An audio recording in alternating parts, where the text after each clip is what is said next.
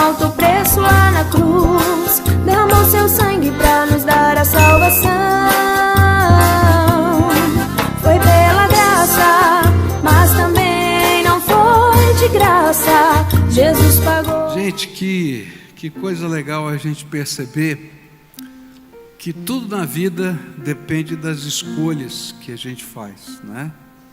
Se você está aqui hoje é porque você fez uma escolha de sair hoje de manhã, estar aqui, né? E teve consequências para você poder fazer, né, aquilo que você está fazendo agora.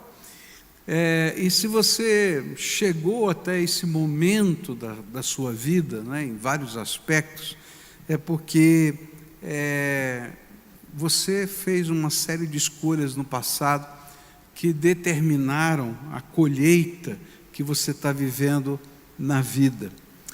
E é interessante perceber que a história de Natal, do nascimento de Jesus, também envolve escolhas, assim como a história que a gente acabou de ouvir sendo contada aqui da Emily, aprendendo isso no seu encontro com Jesus e percebendo que a vida tem uma série de ofertas para nós e a gente tem que escolher o melhor. E ela tinha que aprender com 11 anos a escolher Jesus, além de outras coisas, até das figuras míticas que envolvem a nossa sociedade. Mas quando eu olho para a história do nascimento de Jesus, eu posso perceber essa regra da vida sendo praticada por vários dos seus personagens. E essas escolhas que estão ali nos ajudam a perceber quais são as escolhas importantes que Jesus espera que nós estejamos tomando. Elas são semelhantes a algumas das escolhas que os personagens da história do Natal têm a nos ensinar. Eu queria começar com um dos personagens. O primeiro personagem que eu queria olhar para a escolha que ele fez aqui na verdade é mais de um, né? São mais do que um, são os magos do Oriente. Olha só o que a Bíblia diz. Jesus nasceu na cidade de Belém, na região da Judéia, quando Herodes era rei da terra de Israel. E nesse tempo alguns homens que estudavam as estrelas vieram do Oriente e chegaram a Jerusalém. E eles perguntaram: onde está o menino que nasceu para ser o rei dos judeus? Nós vimos a estrela dele no Oriente e viemos adorá-lo. A história dos magos do Oriente é cheia de mistérios, não é? Nós não sabemos exatamente de onde vieram, nem para onde foram depois, nem qualquer outro detalhe particular deles, ainda que a tradição fale a respeito dos seus nomes, a tradição fale a respeito que eram reis, mas assim, na Bíblia a gente não tem nenhuma outra dica, a não ser isso que a gente leu, acabou, não tem mais nada. E o que a gente vai aprender é que eles representavam a sabedoria daquele tempo.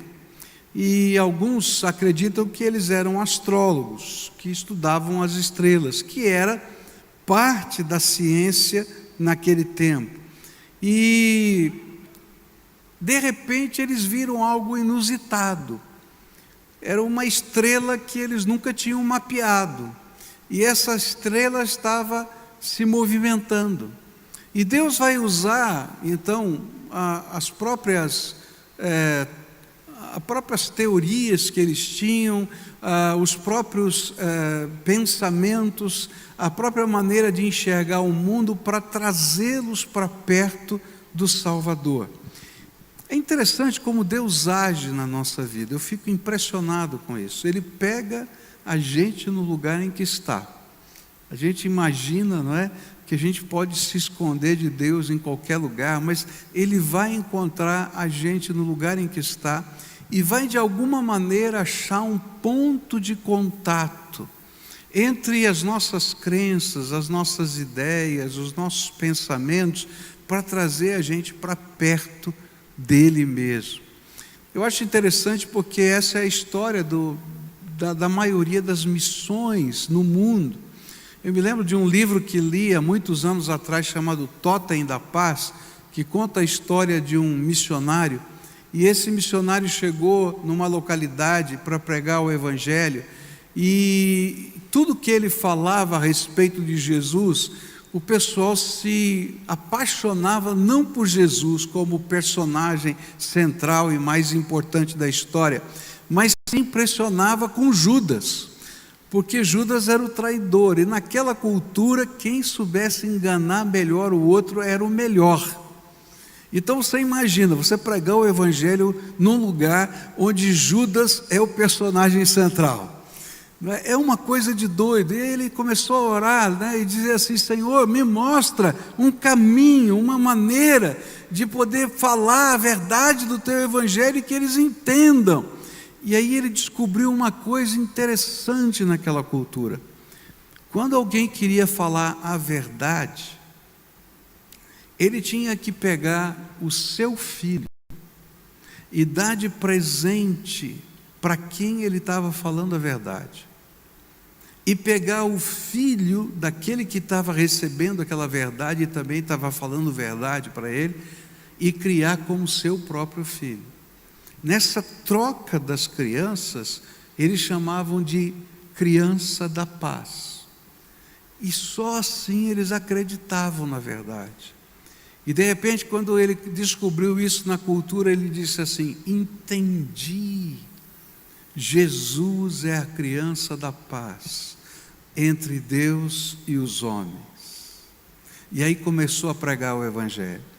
Eu não sei exatamente o que os magos do Oriente acreditavam, mas Jesus pegou aquela estrela, e eu não sei como, melhor, Deus pegou aquela estrela, e eu não consigo entender como ele fez isso, quais leis da física ele teve que mudar, quais leis, né, da ciência daqueles homens ele teve que mexer, de tal maneira que aquela estrela começou a chamar a atenção daqueles homens, e eles entenderam por alguma razão, e eu também não sei como, porque a Bíblia não fala, que o Salvador ia nascer nesse mundo, e esse seria o Rei dos Judeus.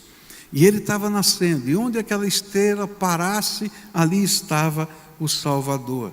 E eles tiveram que tomar então uma grande decisão, assim como todos nós temos que tomar grandes decisões na vida. E a grande decisão foi buscar esse Jesus que estava sendo anunciado pela estrela. Eles precisavam buscá-lo. E eu creio que essa não foi uma escolha fácil, porque buscar Jesus representava empreender uma viagem.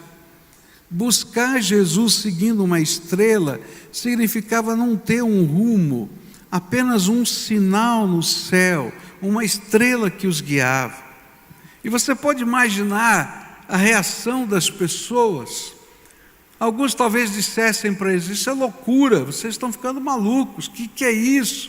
Isso é um desperdício de dinheiro e de tempo. Mas foi por causa desta busca que eles puderam não só encontrar Jesus o Salvador, mas também ter a alegria de adorá-lo. E uma das escolhas que o Natal nos ensina é que, se você quer conhecer o Salvador, você precisa buscá-lo de todo o seu coração. Jeremias 29:13 vai dizer: vocês me procuram e me acharão, quando me procurarem de todo o coração. Eu não sei como é que funciona a dinâmica da sua vida, mas eu creio que se Deus pôde mexer na astrofísica para poder levar a mensagem do amor dele a 3 magos do Oriente, de alguma maneira ele está mexendo na história da sua vida, e de alguma maneira ele está colocando pontos de contato do amor dele, da misericórdia dele na sua vida. E sabe, o que eu creio é que ele não coloca um ponto de contato só, mas que ele coloca vários, e ele vai deixando as pistas da sua graça. Assim como eles tinham que parar, medir as estrelas à noite e tentar seguir o rumo que ela estava apontando. Imagina isso, tá? Que eles só podiam ver isso à noite. Então eles tinham que seguir o rumo da viagem durante o dia, com aquilo que viram à noite, para tentar ver no dia seguinte, ou melhor, na noite seguinte, se de fato eles estavam no caminho certo. E eu creio que na vida da gente é mais ou menos assim. A gente olha para cima, a gente ouve a voz de Deus, o Espírito Santo se manifesta de tantas maneiras diferentes, usa pessoas, circunstâncias, usa toques no nosso coração, usa, enfim, tantas coisas. E a gente tem que dar passos de fé, em busca da direção que Ele está nos apontando. E quando a gente volta e olha de novo para cima, é que a gente vai saber se a gente está no rumo ou não. Então, a primeira grande escolha que Deus espera de nós é: busque o Senhor de todo o seu coração. E a Bíblia diz que quem busca, encontra. Quem bate na porta, ela se abre. Quem pede, recebe. Palavras do Senhor Jesus. E assim é a dinâmica da vida com Ele. Se você busca o Senhor, você vai encontrá-lo. Cada dia Ele vai falar com você, vai revelar o seu amor, a sua graça e a sua direção. Assim como fez com aqueles magos, e assim como faz com tanta gente ao nosso redor. Mas a segunda escolha que a Bíblia vai nos dizer e vai nos apontar que aconteceu no Natal, vai acontecer com outro grupo de personagens. E ela se apresenta em Lucas capítulo 2, versículos 15 e 16, onde a Bíblia diz assim: quando os anjos voltaram para o céu, os pastores disseram uns aos outros: vamos até Belém para ver o que aconteceu, e vamos ver aquilo que o Senhor nos contou. E eles foram depressa e encontraram Maria e José e viram o menino deitado na manjedoura. A segunda escolha que o Natal, os personagens do Natal nos revelam, é aquela que é feita pelos pastores. Você pode imaginar que coisa tremenda aconteceu? Eu não sei como você reagiria, tá? Você imagina que agora, nesse momento, os céus se abrissem e você começasse a ver anjos descendo do céu. Eu não sei não qual seria a reação do povo que está aqui. Eu acho que alguns iam cair com a boca no pó para adorar a Deus e louvar o Senhor, mas eu acho que ia ter uma correria aqui dentro. O que está acontecendo? Gente pulando, saltando, correndo para o lado. Fala a verdade, não é? E talvez alguém dissesse: gente, ó, para aí, são só anjos, espera aí, né? Por quê? Porque é algo inusitado, né? Você já levou um susto, né? O que acontece que você leva um susto, né? Você pula, você salta, e eu acho que seria um grande susto. De repente o céu se abre. O que está acontecendo? Eu estou ficando doido. O que está vendo aqui? E você está vendo a mesma coisa que eu estou vendo? Então imagina, isso aconteceu com os pastores. E aí eles ouviam esses anjos cantando e descendo do céu, né?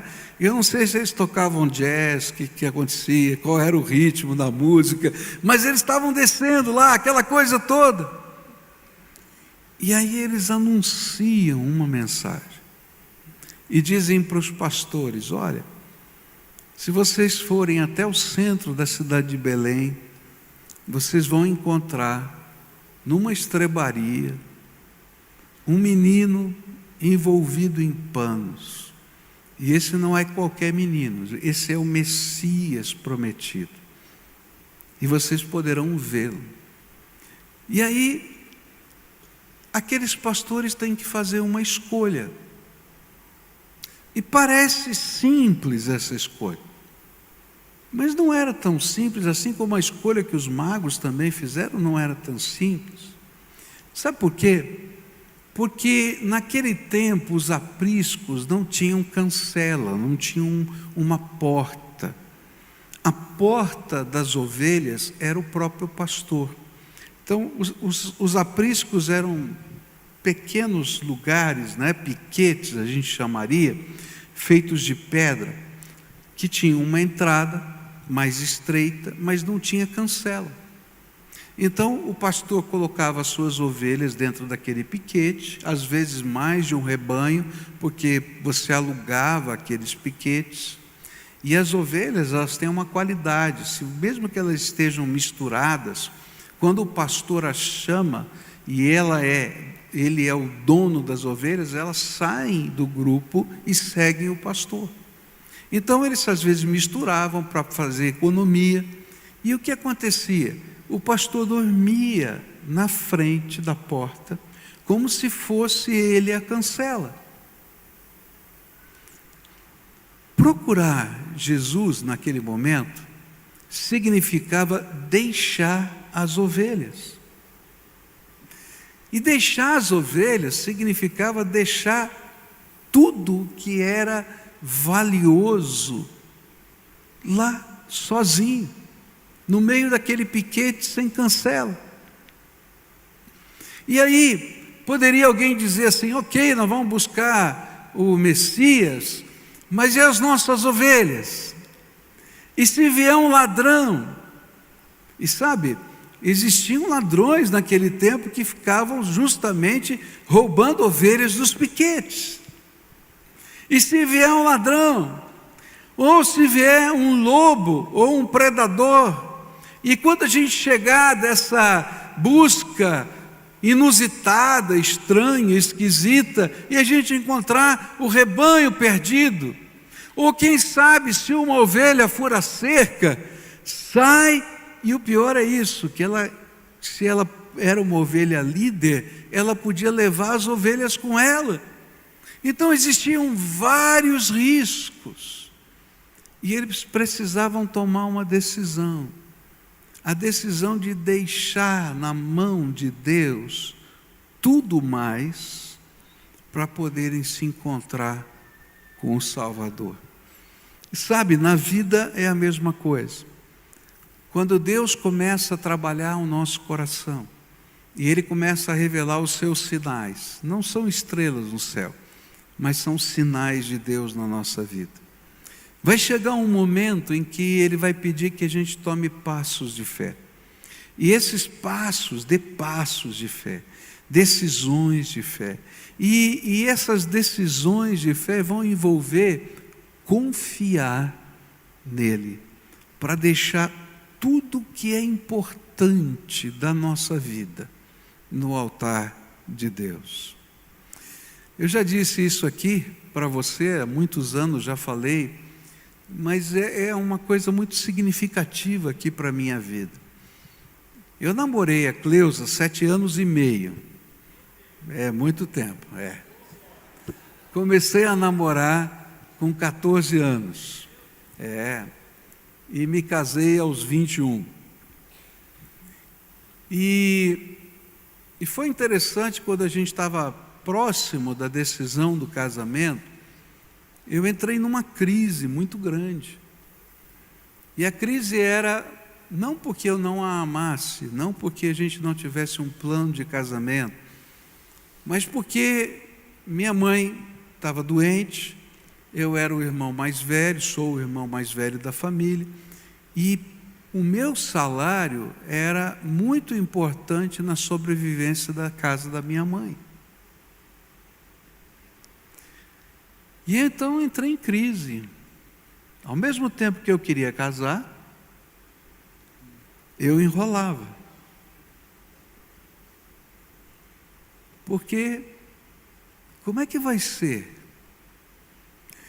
E é interessante porque na vida a gente tem que tomar decisões assim, que são sérias, são difíceis, que nos colocam, vamos dizer assim, numa sinuca de bico. E agora? Como é que vai ser?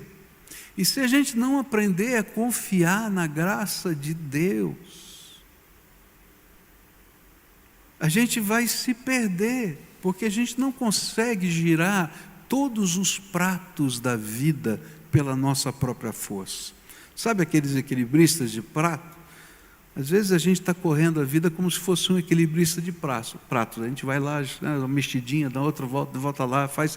E aí chega uma hora que Deus diz assim: filho, Ou você deixa na minha mão a tua vida, ou você vai se perder, ou você vai se matar, ou você não vai conseguir. E me lembro que a Cleusa me confrontou, e eu dizia, não tenho dinheiro. Ela disse, como não tem? Olha, eu ganho tanto, você ganha tanto, a gente consegue viver com isso. E eu, sem coragem de dizer para ela, dizer assim, e agora, né? É verdade, dá, mas e o outro lado, como é que fica? E eu me lembro que foi orando, conversando com Deus, que Ele falou profundamente ao meu coração. Ele usou uma meditação de um livro que eu estava lendo, Vinde Amados Meus, que eu recomendo para vocês, e naquela meditação ele falou sobre os tesouros do coração, e que Deus não toma os nossos tesouros, Ele simplesmente guarda-os no seu cofre, e cuida deles para nós. E eu achei tão tremendo aquilo, e naquele dia eu tive coragem de casar, e eu disse assim, tá bom, então eu vou entregar minha mãe, meus irmãos, nas tuas mãos, e vou pedir a tua graça, porque eu não consigo fazer as duas coisas. E foi tão interessante porque casamos, Deus abençoou, e um dia depois do casamento, alguns meses depois do casamento, eu sentei com a minha mãe, com a minha irmã, para que a gente fizesse, para que eles pudessem falar como é que estava a situação financeira deles. E aí eu fiquei com raiva, porque estava melhor do que quando eu estava ajudando. Eles tinham até dinheiro na poupança. Eu falei, eu nunca botei um centavo na poupança. Bom, o que eu quero dizer com isso para vocês é que a vida espiritual, a vida material, ela envolve escolhas. E a primeira escolha importante na vida é buscar Jesus de todo o coração. E é isso a grande história do Natal. A segunda escolha é que quando você se deparar com o Senhor, você vai ter que aprender a deixar. O que às vezes não é ruim, é até bom, mas deixar todos os teus tesouros de lado, para que Ele cuide para você, para que você possa se dar integralmente ao Senhor e Salvador da sua vida. E sem isso a gente não desfruta. A Bíblia não fala se algum pastor ficou lá, mas eu não acredito que nenhum tenha ficado. Senão, de alguma maneira, teria sido escrito que esse perdeu a bênção. Mas eu encontro na vida de muita gente, conversando com muita gente que tem se perdido e perdido a sua bênção, porque quando chega a hora de deixar e confiar na graça de Deus, eles continuam girando os patinhos da vida. E o que as escolhas do Natal nos ensinam é que se eu não colocar em primeiro lugar Jesus, não vou entender que é Ele quem acrescenta todas as outras coisas. E às vezes nós perdemos a maior de todas as bênçãos, porque nós não deixamos os pesos e os pecados que nos impedem de correr para os braços do Senhor. E é isso que diz Hebreus 12, versículos 1 e 2. Olha só o apelo que aparece aqui. Assim nós temos essa grande multidão de testemunhas ao nosso redor. Portanto, deixemos de lado tudo que nos atrapalha e o pecado que se agarra firmemente em nós, e continuemos a correr sem desanimar a corrida marcada para nós, e conservemos os nossos olhos fixos em Jesus, pois é por meio dele que a nossa fé começa, e é Ele quem a aperfeiçoa. Ele não deixou que a cruz fizesse com que ele desistisse, pelo contrário, por causa da alegria que lhe foi prometida, ele não se importou com a humilhação de morrer na cruz, e agora está sentado do lado direito do trono de Deus. Hebreus está fazendo um convite. Olha, você tem uma grande nuvem de testemunhas, pessoas que já passaram por experiências assim. Então agora toma coragem. Toma coragem. E a gente tem que deixar não só o pecado, porque o pecado sempre vai ser obstáculo, mas às vezes tem coisas que nos impedem, pesos que nos impedem, que nos amarram, coisas que atrapalham, e a gente deixa de lado e confia na graça do Senhor para poder seguir a jornada da nossa vida com fé. A terceira e última escolha que eu queria apresentar para você nessa manhã vai aparecer lá em Lucas, capítulo 1, não é? Onde tem o chamado de Maria. E eu acho tremendo esse chamado quando ela diz assim: Maria respondeu: eu sou uma serva de Deus, que aconteça comigo o que o Senhor acabou de me dizer. E o anjo foi embora. E a terceira escolha que o Natal de Jesus nos ensina é essa que é feita por Maria. Nós não podemos participar do projeto de Deus para as nossas vidas sem que entreguemos toda a nossa vida a Ele. Então, a primeira escolha foi a dos magos, buscar Jesus de todo o coração. A segunda escolha é dos pastores, deixar o que pode impedir. Mas a terceira escolha foi a de Maria, entregar-se ao plano de Deus. Eu acho tremendo isso. Não tem jeito da gente seguir o projeto de Deus se a gente não se entregar a Ele. E para mim a resposta de Maria foi incrível. Ela conseguiu compreender quem era aquele que a estava chamando, e que esse Deus que a chamava a convidava a tomar parte do plano dele para toda a eternidade, para toda a glória dele, para toda a salvação das pessoas, mas era o plano dele. E que ela, e quem ela era serva do Senhor. E ela vai dizer: eu sou serva do Senhor. Então cumpra-se em mim o plano que o Senhor tem. E aqui para mim está o grande segredo. Algumas pessoas até buscam. E se estiver doendo o seu calo, estiver acontecendo alguma coisa difícil, a busca vai ser mais rápida e mais intensa. Pode ter certeza. Algumas pessoas até conseguem deixar algumas coisas. Mas há pessoas que não conseguem se entregar ao plano. Qual é a diferença entre deixar e se entregar? Deixar são as coisas que estão acontecendo agora. Então eu vou dizer: o que está me impedindo de seguir a vontade de Deus? Às vezes não são pecados, mas é um apego a alguma coisa, é um valorizar alguma coisa, mas é alguma coisa que está aqui agora. Agora, entregar-se ao plano de Deus é alguma coisa que envolve o agora e o futuro. Daqui em diante eu não sou mais dono da minha vida.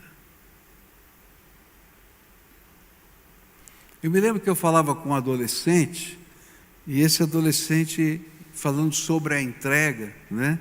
E sobre esse deixar o plano de Deus seguir a minha vida, né? Tomar a minha vida. E esse adolescente disse para mim assim: mas é tudo, pastor? Eu falei: é tudo, tudo. E ele disse: até com quem eu vou casar? Eu falei: sim, até com quem você vai casar. E se eu não gostar da pessoa que ele escolheu?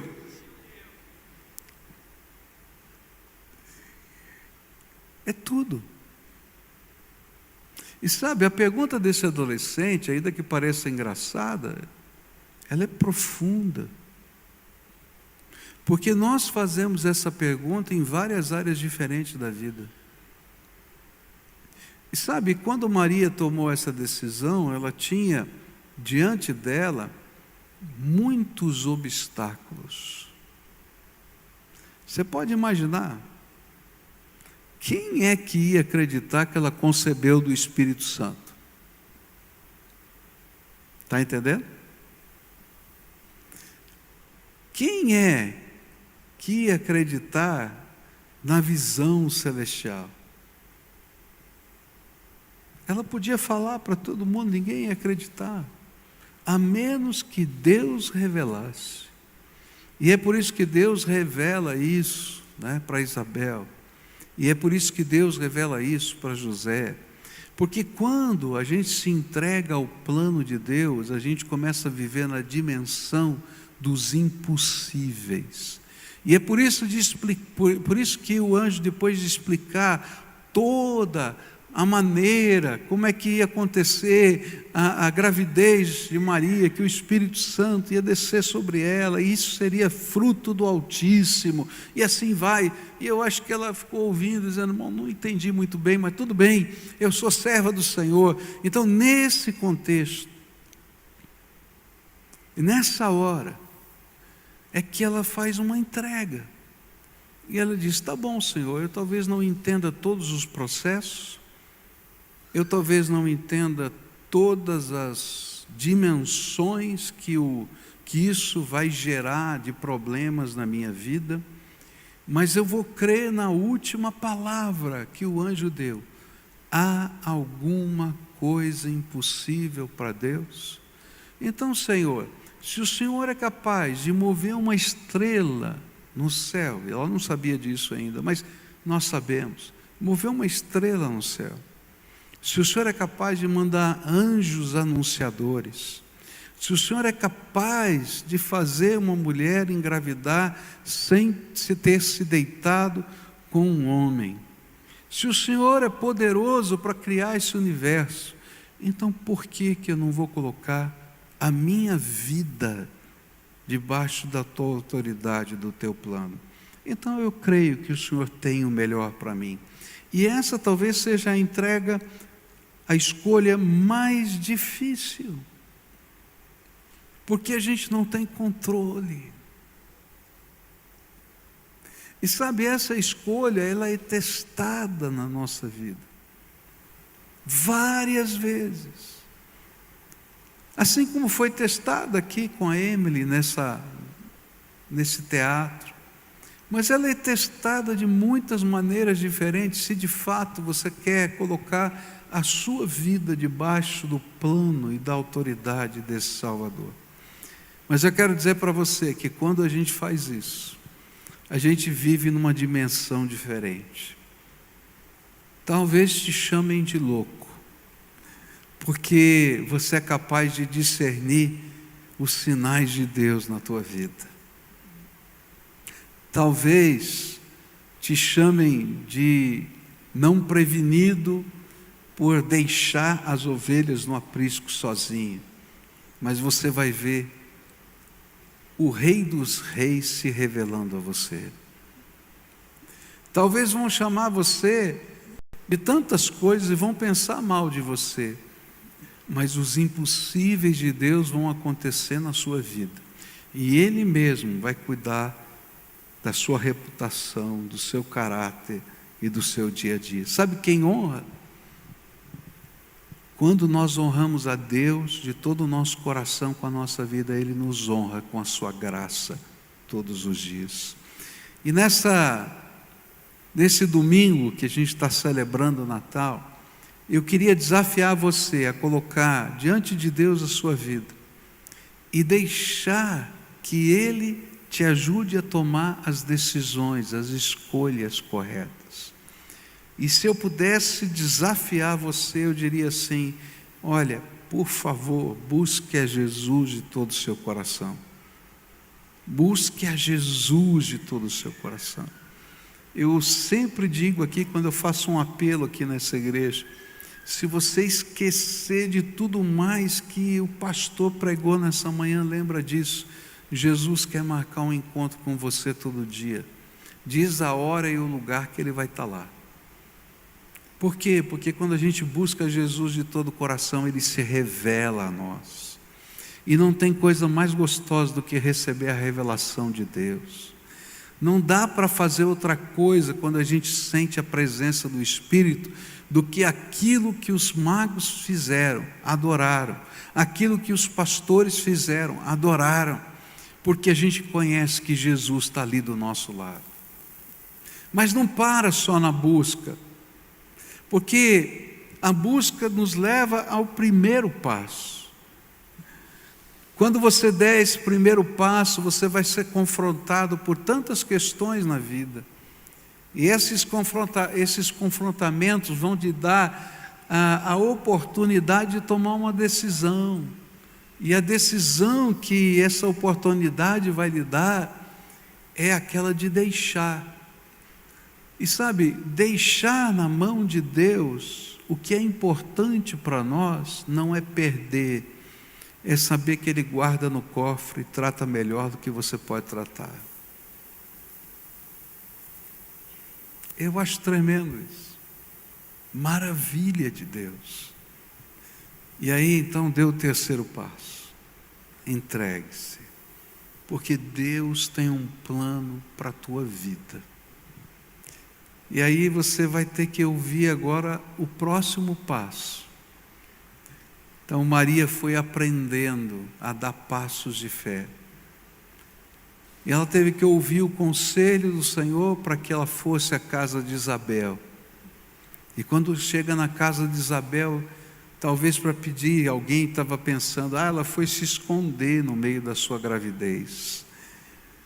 Quando ela chega lá, escuta através da sua prima, já mais idosa, que estava também grávida de João Batista, ela começa a profetizar.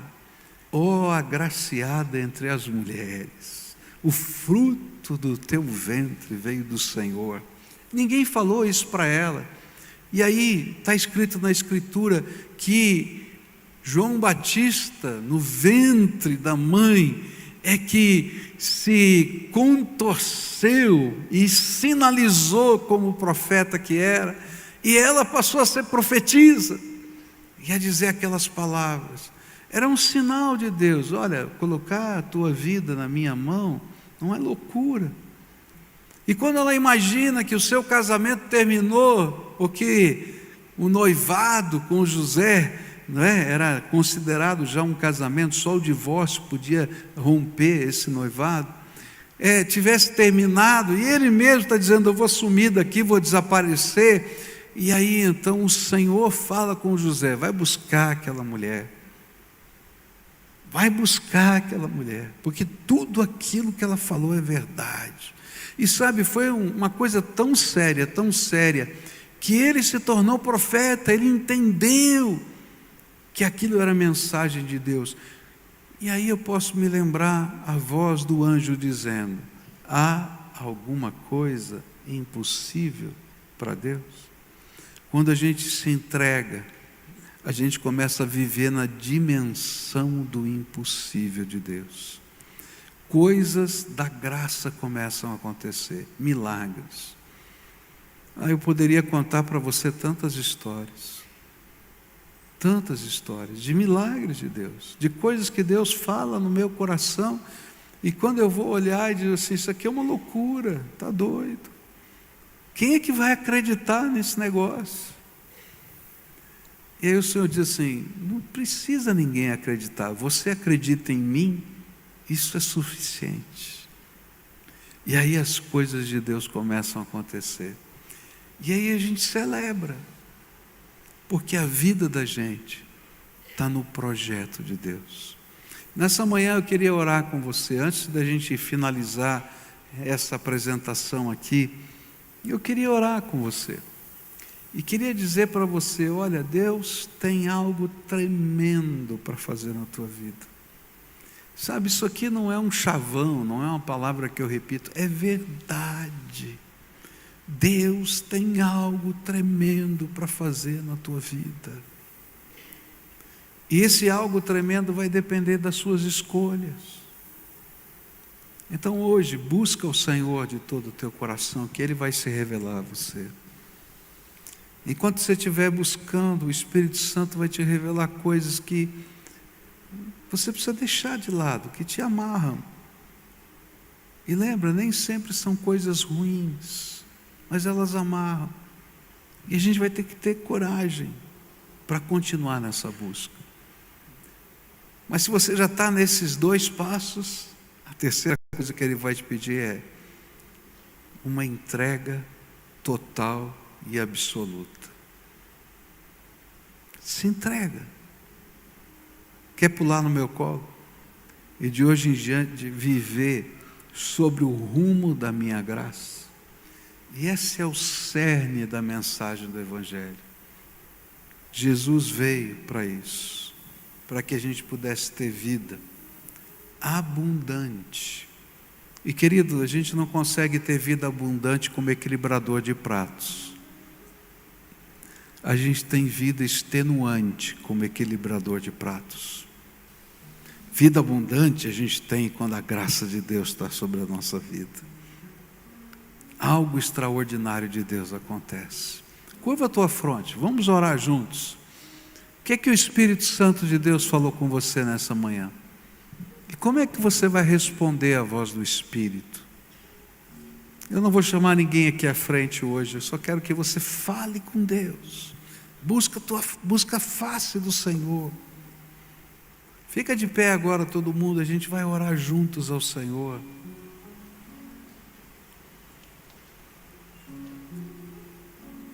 Talvez tenha um monte de prato que você tem que dizer: Senhor, eu vou deixar esses pratos aqui. Estou tentando girar há tanto tempo. É teu agora. Faz o que for da tua vontade. Mas lembra, entrega os teus planos, a tua vida, o teu futuro para Ele. Pai, escuta a voz do teu povo que aqui está. Povo amado, querido, precioso aos teus olhos. Hoje não tem, Pai, uma estrela no céu, nem apareceram anjos diante de nós, mas todos nós temos marcado na nossa vida os sinais da Tua graça. Então recorda-nos agora pelo Teu Espírito esses sinais. E agora, Pai, com o Teu Espírito, coloca uma fome, uma sede espiritual, de mais, de querer mais, de buscar mais do Senhor. E acima de tudo, Pai, ajuda-nos a nos entregarmos ao Teu plano e ao Teu propósito, porque o Senhor é aquele para quem não existe qualquer impossível. Então revela as Tuas maravilhas entre nós. É aquilo que oramos em nome de Jesus.